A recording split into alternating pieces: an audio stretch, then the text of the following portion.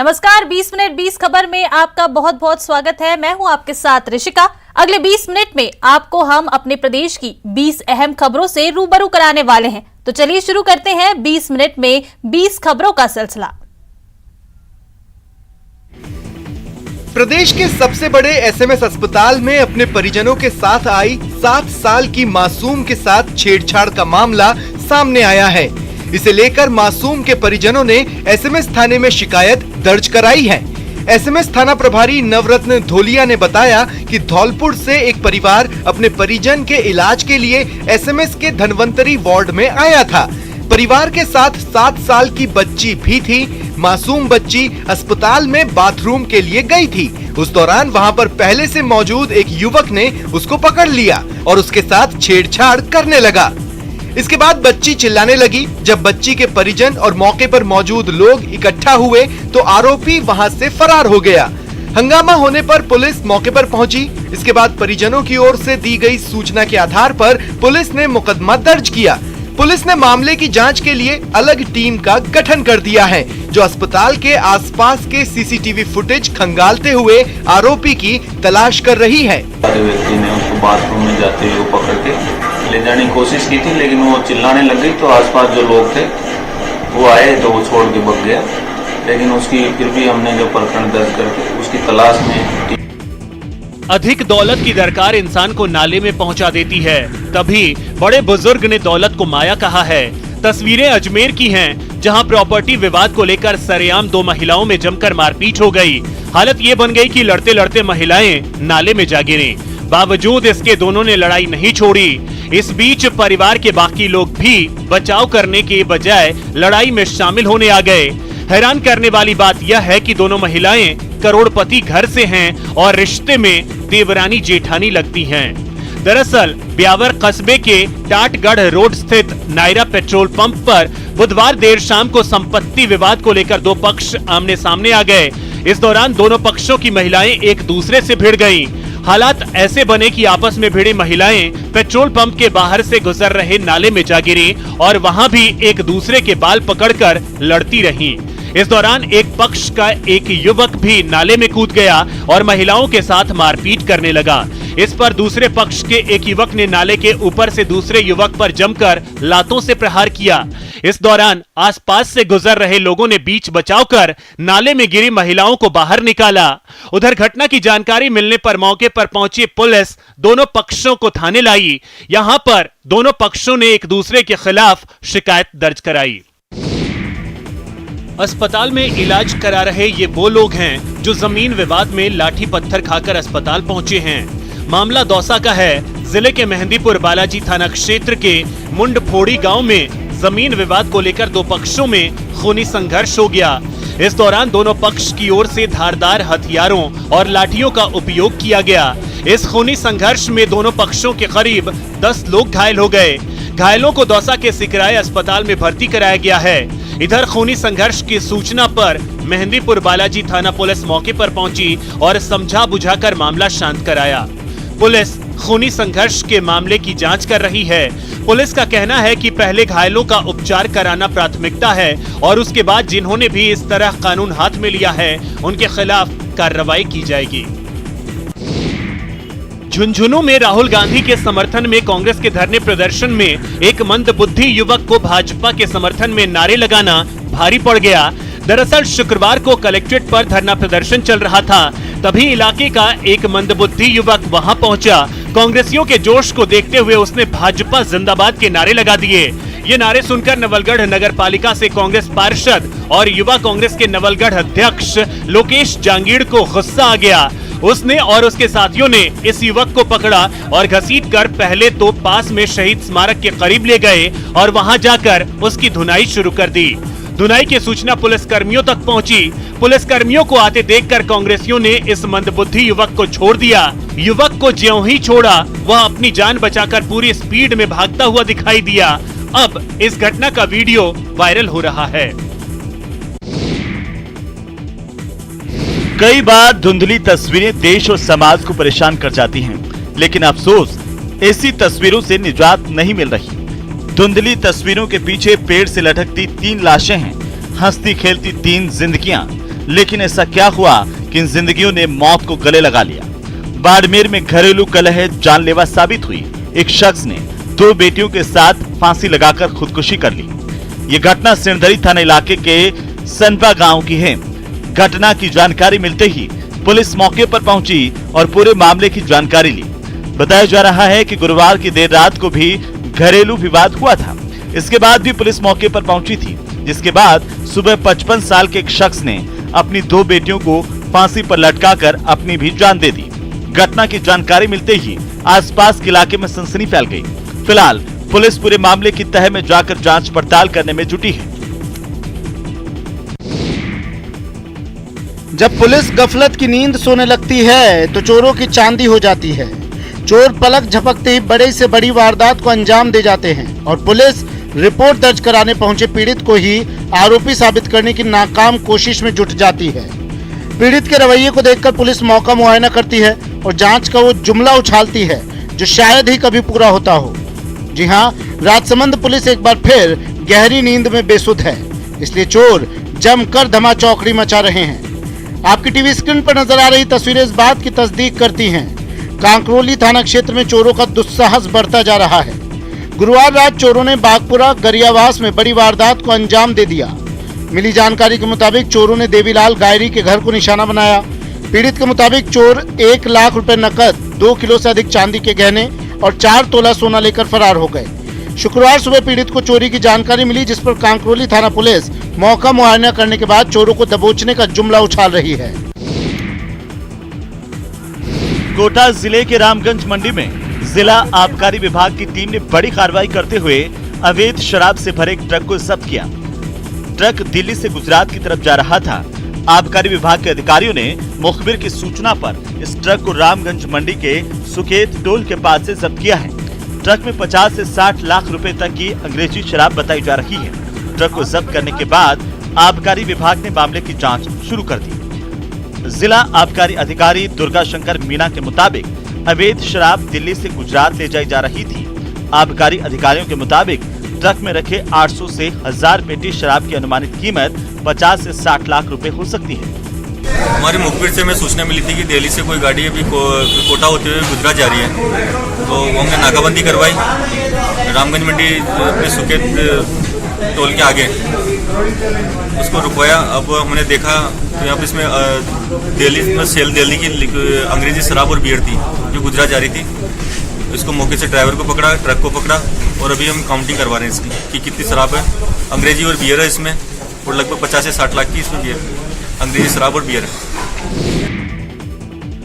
धौलपुर की सरमथुरा पुलिस ने अवैध विस्फोटक सामग्री सहित एक ट्रैक्टर को मैक कंप्रेसर मशीन के जब्त किया है।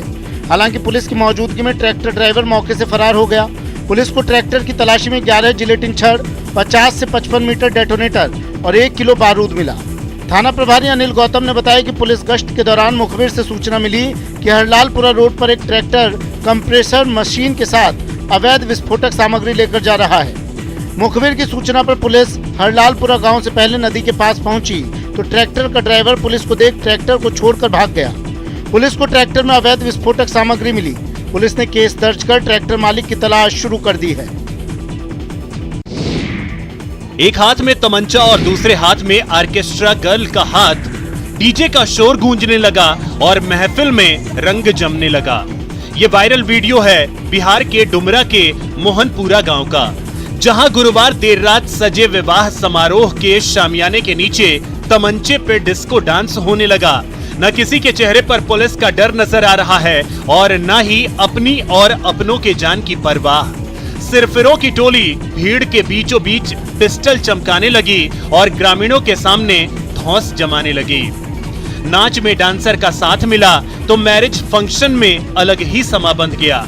इसमें मेहमानों का हुजूम भी शामिल हो गया तो नाच गाने का दौर और तेज होने लगा।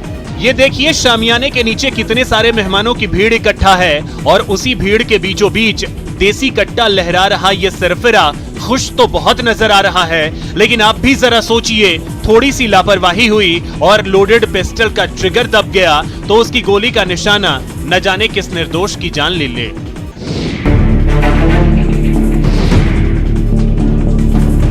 डूंगरपुर में जयपुर और अजमेर एसीबी की संयुक्त टीम ने बड़ी कार्रवाई को अंजाम देते हुए 4 पुलिस वालों को शराब ठेकेदारों से 3,30,000 रुपए की रिश्वत लेते गिरफ्तार किया।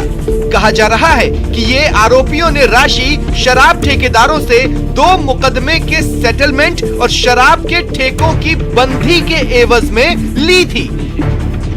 एसीबी ने 15 दिनों तक डूंगरपुर में थाना प्रभारी दिलीप दान और भैयालाल आंजना की निगरानी शुरू की।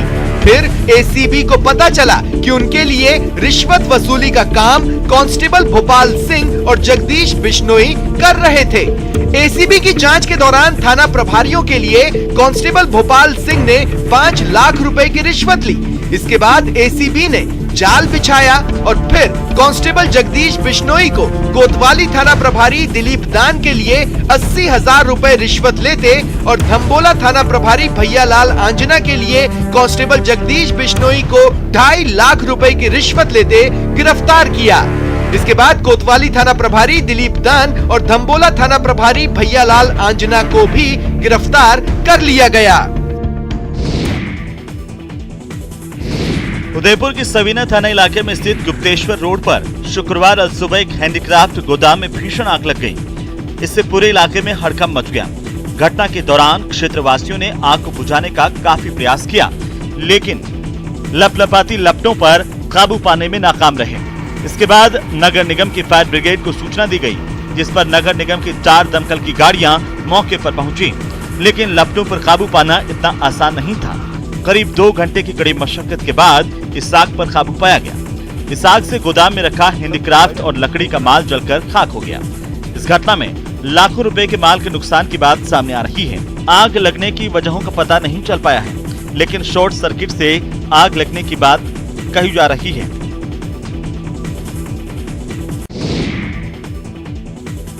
दौसा में आईओसी पाइपलाइन से तेल चोरी के मामले में बड़ा एक्शन हुआ है। एसपी ने इस मामले में बालाहेड़ी चौकी के 8 पुलिसकर्मियों को सस्पेंड कर दिया है। इन पुलिसकर्मियों में से एक एएसआई, एक हेड कांस्टेबल, 4 कांस्टेबल और 2 चालक कांस्टेबल है। एसपी ने बताया कि तेल चोरी में पुलिसकर्मियों की भूमिका की जांच एसपी दिनेश शर्मा को सौंपी गई है, जिसमें फिलहाल ये बात सामने आई है कि बालाहेड़ी चौकी के पुलिसकर्मियों ने बाहरी राज्यों के नंबरों वाली गाड़ियों की जाँच नहीं की।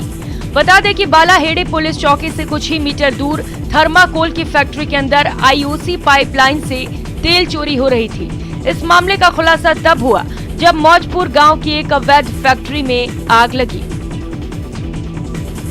2 ड्राइवर कांस्टेबल जो उनको निलंबित किया गया है और पुलिस की क्या उसमें भूमिका है इसके बारे में जांच जो है वो एडिशनल एसपी सिकाऊ को दी गई है। दौसा के सिकराई एसडीएम की गाड़ी के सामने एक सरपंच आकर बैठ गया। जैसे ही एसडीएम जनक सिंह अपने कार्यालय से लंच के लिए सरकारी आवास पर जा रहे थे, वैसे ही सरपंच सुमेर मीणा उनकी गाड़ी के आगे आकर बैठ गया। जब पूरे मामले की जानकारी ली तो पता चला कि रामगढ़ सरपंच सुमेर मीणा किसी कार्य के लिए एसडीएम कार्यालय में आया था, लेकिन वहां कर्मचारियों ने उसके साथ बदसलूकी कर दी और कॉलर पकड़कर उसे कार्यालय से बाहर निकाल दिया। ऐसे में सरपंच ने अभद्रता करने वाले कर्मी के खिलाफ कार्रवाई की मांग को लेकर पहले एसडीएम को लिखित में शिकायत भी दी थी, जिस पर कोई कार्रवाई नहीं हुई। इसके बाद जब एसडीएम अपने कार्यालय से बाहर जाने लगे तो उनकी गाड़ी के आगे बैठकर विरोध जताया। सरपंच को गाड़ी के आगे बैठा देख एसडीएम जनक सिंह गाड़ी से नीचे उतरे और सरपंच को आश्वासन दिया कि अभद्रता के मामले की जांच कराई जाएगी और दोषी कार्मिक के खिलाफ कार्रवाई की जाएगी।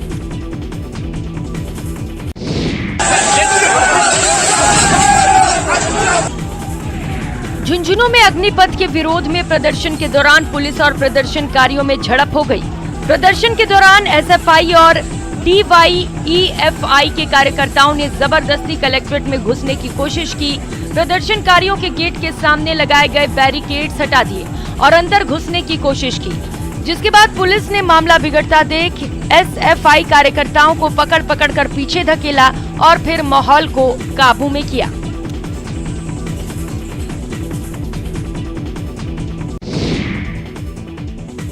चूरू शहर के नए बस स्टैंड पर शुक्रवार को तेज धमाके के बाद आग लगने से अफरा तफरी मच गई। घटना की सूचना मिलते ही पुलिस और जिला प्रशासन में हड़कंप मच गया। प्रशासन, पुलिस, आपदा प्रबंधन, बिजली और स्वास्थ्य विभाग के फोन की घंटियां घनघनाने लगी। रतन नगर थानाधिकारी सुरेंद्र राणा ने कंट्रोल रूम को सूचना दी, जिसके बाद कंट्रोल रूम ने एसपी, जिला कलेक्टर, एडीएम और नगर परिषद सहित दमकल को सूचना दी। सूचना मिलने पर प्रशासनिक टीम, पुलिस सहित स्वास्थ्य विभाग की टीम प्रभावित क्षेत्र में पहुंचने लगी। बाद में पता चला कि ये सब मॉक ड्रिल का एक हिस्सा भर है। सूचना के बाद सबसे पहले डीएसपी कोतवाली थानाधिकारी सतीश यादव और सदर थानाधिकारी गौरव खेड़िया मौके पर पहुंचे। घटना की सूचना मिलने पर जिला collector Siddharth Sihag, SP D Anand भी मौके पर पहुंचे। सबसे अंत में अस्पताल की एम्बुलेंस पहुंची। इससे पहले 108 एम्बुलेंस पहुंची। इसके साथ ही नगर परिषद की दमकल भी मौके पर पहुंची।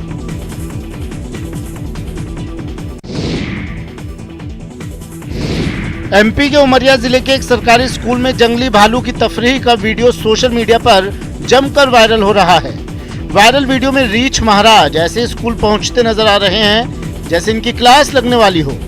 रीछ महाराज बड़े इत्मीनान से स्कूल में प्रवेश कर रहे हैं। स्कूल के मुख्य द्वार तक पहुंचने के बाद भालू जी शाही अंदाज में वापस लौटते दिखाई दिए, जैसे क्लास लगने में बचे हुए समय को वो अपने सहपाठियों के साथ बिताने वाले हों। उसी अंदाज में रीछ महाराज तफरीह करते हुए सीढ़ी में बनी रेलिंग से निकलकर आराम से अपने गंतव्य की ओर निकल जाते हैं।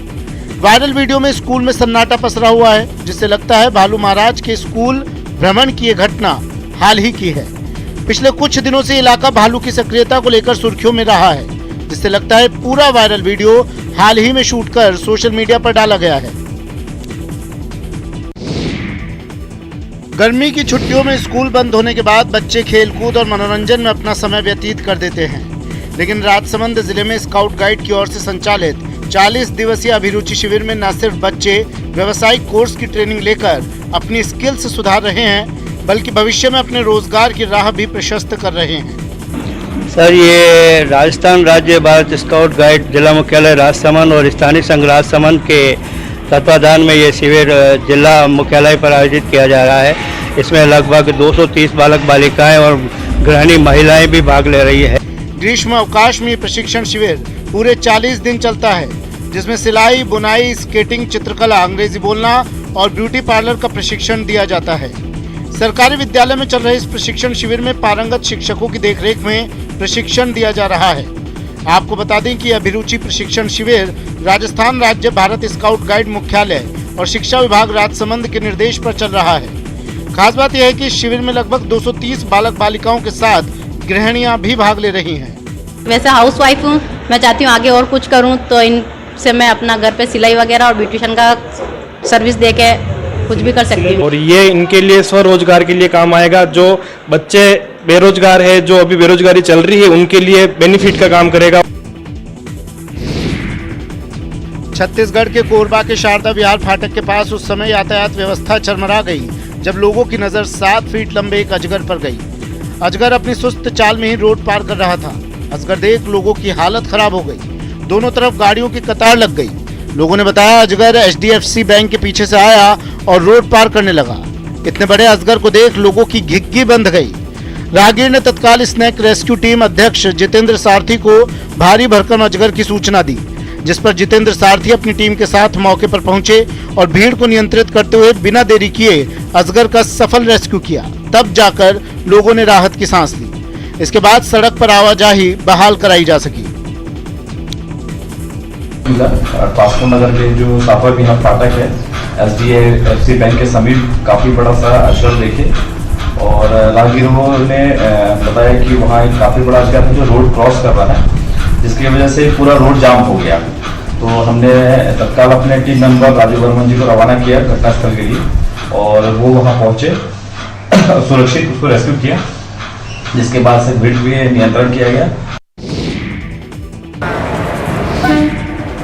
भारत गौरव योजना के तहत देश की पहली निजी यात्री ट्रेन गुरुवार को 16 जून को शिरडी पहुंची। मंगलवार को कोयम्बटूर से इस ट्रेन को हरी झंडी दिखाई गई। 16 जून को ट्रेन अपने निर्धारित समय से 1 घंटा पहले शिरडी के साई नगर पहुंची। ये पहली बार है जब भारतीय रेलवे के तहत देश में कोई निजी ट्रेन चली है। इस ट्रेन में कुल 20 कोच है। ट्रेन की क्षमता 1500 यात्रियों की है। ये ट्रेन महीने में 3 बार चलेगी। 16 जून को चलने वाली इस ट्रेन में 810 यात्रियों ने सफर किया। साथ ही केंद्र सरकार की पहल को अच्छा रिस्पांस मिला तो निकट भविष्य में और भी प्राइवेट ट्रेनें देश में आ सकती हैं। इसी बीच रेलवे ने एक सेवा प्रदाता को 2 साल के अनुबंध पर ट्रेन दी है। ट्रेन का संचालन करने वाली कंपनी ने कोचों का नवीनीकरण किया है।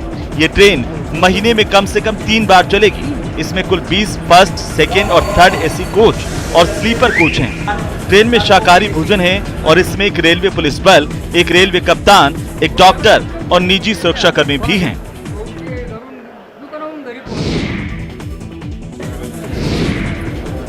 नैनीताल की पहचान खूबसूरती के साथ ही ठंडी आबोहवा के लिए देश ही नहीं बल्कि दुनिया भर में होती है। लेकिन अब नैनीताल से पर्यटक रीति रिवाज और पहाड़ की परंपराओं की यादों को संजोकर ले जा रहे हैं। इसका फायदा नैनीताल के व्यापारियों को भी होने लगा है।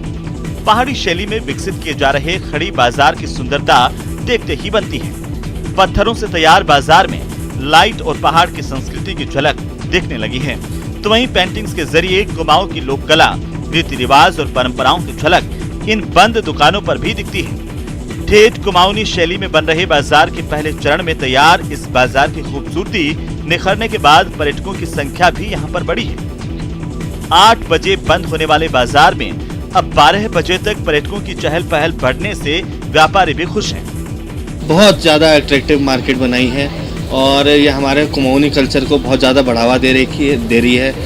दिन के समय से ज़्यादा रात को भी जो यहाँ शटर्स वगैरह में और जो पूरी मार्केट में शैली का प्रयोग करा उसको देखने के लिए हर जगह से टूरिस्ट बहुत ज़्यादा यहाँ इस मार्केट में आ रहे हैं। दरअसल नैनीताल डीएम के प्रयास से शहर को पहाड़ी शैली में तब्दील करने का काम शुरू किया तो बाद में मुख्यमंत्री की घोषणा में इसे शामिल किया गया। पहले चरण में खड़ी बाजार का काम अब पूरा किया गया है। फिलहाल इतना ही, दीजिए इजाजत, नमस्कार।